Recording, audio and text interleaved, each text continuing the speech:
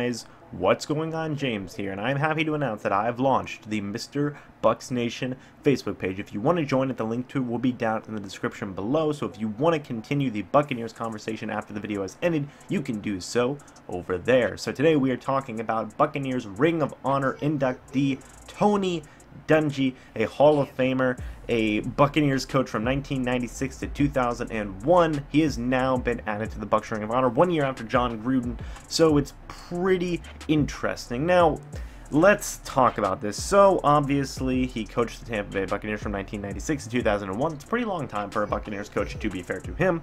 A lot of people say that Gruden only won the Super Bowl because he won it with Dungy's team. And what I mean by that is this. Whenever they always interview players, they always talk about how Tony Dungy was a true teacher, a very meek and mild guy, not really quick to anger, very calm, very mild-mannered guy.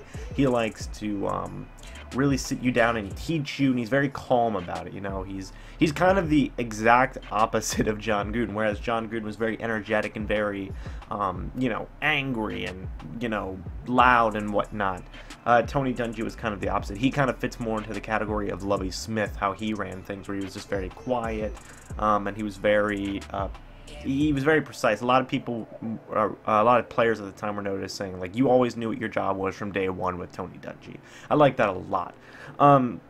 Obviously, he was 54-42 overall record for the Tampa Bay Buccaneers, 2-4 in the playoffs. So he actually has the second most wins by a Tampa Bay Buccaneers coach in the entire history of the team. Only Jon Gruden has more. I think Jon Gruden only has one more win. So, you know, kudos to him. He's I do wish to Dungy was able to win a Super Bowl with us, you know, from the time he was the head coach with us. Unfortunately, he just missed the mark, so that's unfortunate. He did actually go to win 2 Super Bowls with the Indianapolis Colts, though, so, you know, or actually, no, he won one with the Indianapolis Colts. I'm not sure where he won the other one. But yeah, all in all, you know, he's a very promising, very pedigree-esque coach. You know, he's a lot. He always had a lot going for him, and he's actually the first black coach to win a Super Bowl with the Indianapolis Colts. It's like I said, it's unfortunate that he wasn't able to get that Super Bowl with the Buccaneers. Is kind of where that was actually where he first had his head coaching job, and actually the Colts inducted him into the Ring of Honor back in 2010 when he retired and whatnot.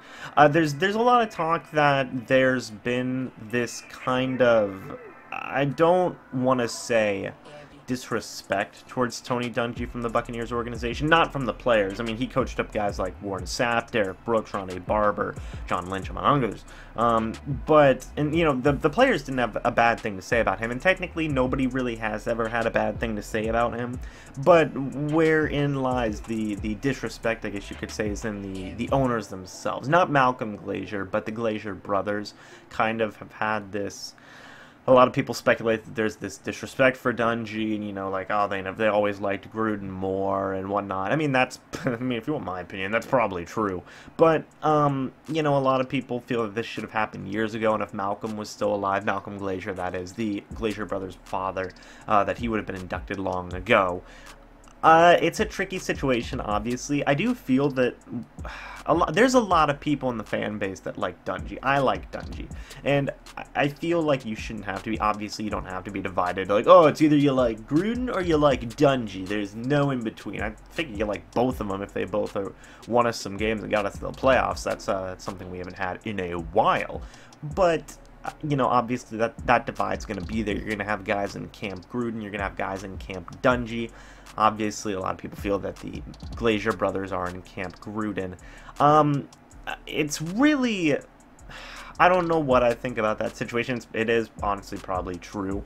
But I feel, you know, he's getting inducted now anyway, so I feel like there's not really a, I mean, I'm sure it's like, oh, well, it's like whenever somebody gets inducted into the Pro Football Hall of Fame and you're like, oh, this should have happened years ago. It's like, well, it's happening now, so I mean, like, who cares?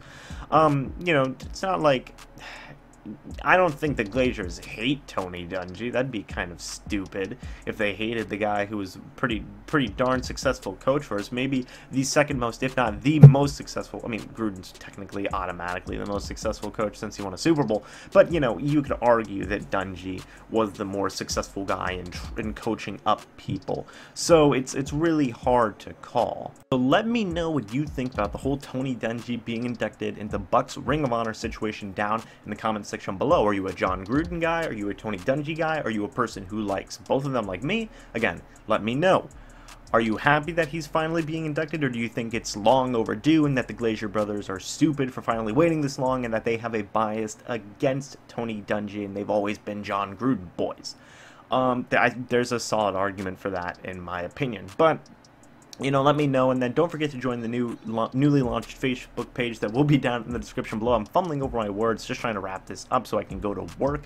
So yeah, thank you guys so much for watching this video, and I'd love to talk with you guys more about this. Again, congrats to Tony Dungy, who is a very influential Bucs coach, maybe the most influential in terms of just overall philosophy and stuff like that, coaching philosophy and whatnot.